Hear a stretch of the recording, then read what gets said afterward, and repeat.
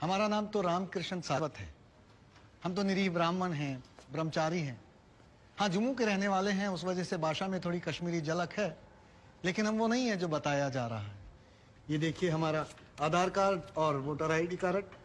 ओम प्रकाश जी जरा लेके आओ से, लाओ जरा फटाफट लेके आओ। जनाब, ये पंडित सरासर झूठ बोल रहा है। इसने पुलिस को खुद स्टेटमेंट दिया है जिसमें इसने खुद कहा कि ये इकबाल कादरी है।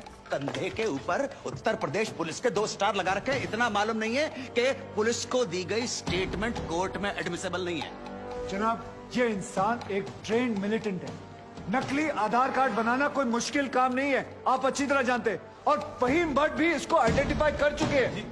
सर, ये अपनी आइडेंटिटी छुपा रहा है। श्रीमान यहाँ आइडेंटिटी छुपा नहीं रहा है, अपनी आइडेंटिटी बता रहा है। कैसे बताएगा अपनी आइडेंटिटी? हम सब कैसे बताएंगे सर? आप सुंदरलाल त्रिपाठी हैं, मैं प्रबोध माथुर हूँ, ये पंडित जी हैं कानपुर वाले, कैसे पता पड़ेगा? किसी आधार कार्ड से, राशन कार्ड से या पासपोर्ट से। सबूत आपके सामने है सर, संदेह की कोई बात ही नहीं। और वैसे बता दूं सर, निवेदन कर रहा हूँ, ये जो पंडित जी है ना, ये ऑलरेडी झूठा गवाह पेश कर चुके हैं।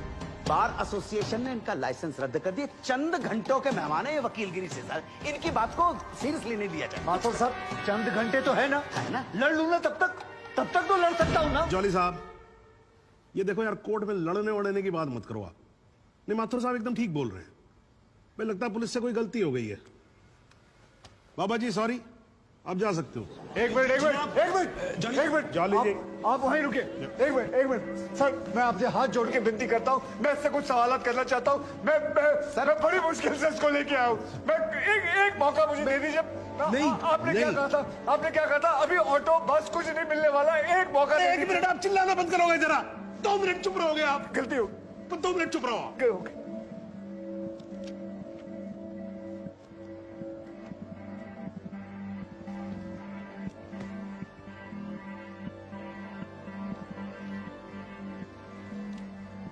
ठीक है, थैंक यू।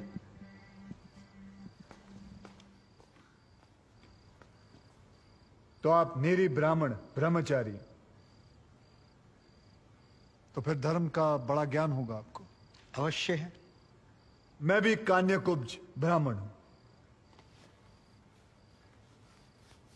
वो भी जनेऊधारी। तो चलिए 2 ब्राह्मणों के बीच में शास्त्रार्थ हो जाए। पूछिए, क्या पूछना है? चलिए गायत्री मंत्र सुनाइए। ओम भूर्भुवस्व तत्सवितुर्वरेण्यम भर्गो देवस्य धीमहि धियो यो नः प्रचोदयात्। बहुत बढ़िया, पूरा नाम बताएं। रामकृष्ण प्रेमकृष्ण सारस्वत। धर्म हिंदू धर्म में कितने वेद हैं? 4। नाम बताएं। ऋग्वेद, सामवेद, यजुर्वेद, अथर्ववेद। 4 युगों के नाम बताएं। सतयुग, द्वापर, त्रेता, कलयुग। वर्ण कितने हैं? 4। ब्राह्मण, क्षत्रिय, वैश्य, शूद्र। आपका वर्ण क्या है? ब्राह्मण। कौन से ब्राह्मण? गौर ब्राह्मण। कौन से गौर? सांदे गौर। गोत्र? शांडिलिया। प्रवार? वशिष्ठ। वेद? यजुर्वेद। उपवेद? वेतरयानी। मुख? श्रीमुख। कुल देवता? सप्तसुरी। चरण? वाम। बिस्वा? या अल्लाह, इससे आगे भी होता है। क्या कहा आपने? बिस्वा नहीं पता, नहीं बिस्वा नहीं पता। बिस्वा से पहले क्या कहा? बिस्वा से पहले क्या कहा इकबाल कादरी? लानत है तेरे पे इकबाल कादरी, लानत है। अब तो अल्लाह का नाम भी आ गया जुबान पे। अब तो सच बोल। देख, तू कुछ भी कर ले, तू बचेगा नहीं। कब तक जिएगा झूठ की जिंदगी? अस्तगफिरुल्लाह। 91 पोस्ट क़यामत की 2 कुछ बुद्धि खुदाइश मैं आईने वाला सिद्ध किया खुदा जो उच्छन कुछ गुनाहगार सोई कर फैसलन पोस्ट क्या छो पोस्ट केचो ना परवायती करना मिला इंसाफ खुदा करे इंसाफ पन्नीस दरबार बस इंशाल्लाह। इकबाल कादरी, अगर मैं चाहता था तुम्हारा मेडिकल टेस्ट करवा के ये पता कर सकता तुम कितने बड़े पंडित हो, मगर मुझे तुम्हारी जुबान से सुनना था। कोर्ट को बताओ, तुम्हारा असली नाम क्या है? बताओ।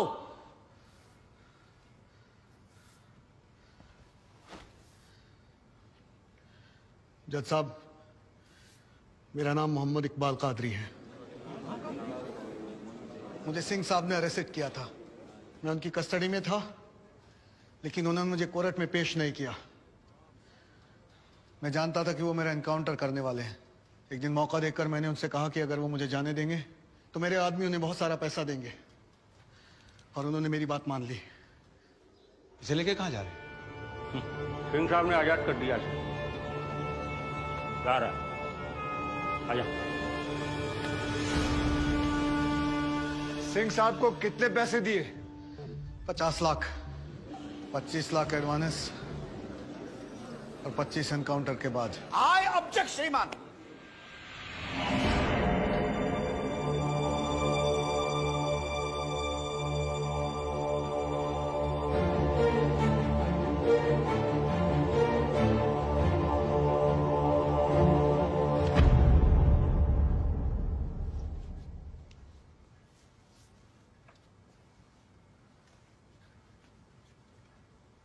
मुझे और कुछ नहीं कहना जनाब, मगर माथुर साहब की एक बात का जवाब जरूर देना चाहूंगा कि हमें सूर्यवीर सिंह चाहिए या फिर इकबाल कादरी। जनाब हमें दोनों ही नहीं चाहिए। हमें ऐसे कादरी नहीं चाहिए जो बेगुनाह लोगों को मारना जिहाद समझते हैं, लेकिन हमें ऐसे सूर्यवीर सिंह भी नहीं चाहिए जो पैसों के लिए एक मिलिटेंट को छोड़ देते हैं और किसी बेकसूर की जान ले लेते हैं। मैं हिम्मती बहादुर पुलिस वालों को सलाम ठोकता हूं, झुककर सजदा करता हूं, लेकिन जिसके हाथ किसी बेकसूर के खून से रंगे हों उसे मैं वही कहूंगा जो वो है, कातिल। और ऐसे राक्षसों से बच के रहिएगा माथुर साहब। किसी ने 25-30 लाख ज्यादा दे दिए तो क्या पता अगला इत्तेफाक आपके साथ हो जाए।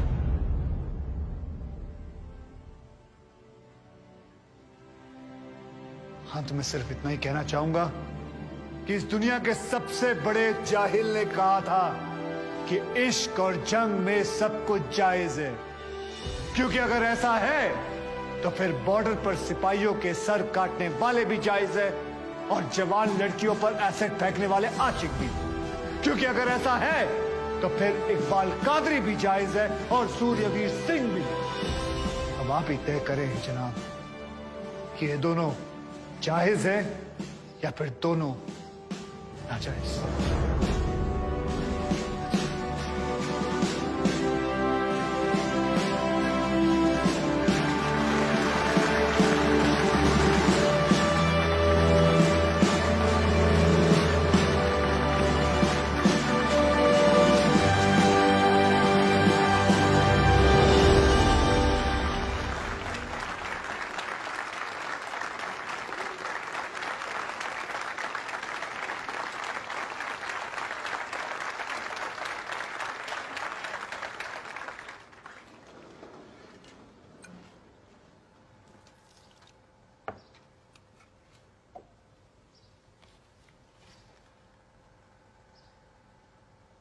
सालों में एक बार कभी कोई ऐसा केस आता है जब इस कुर्सी पे बैठने का अफसोस नहीं होता है।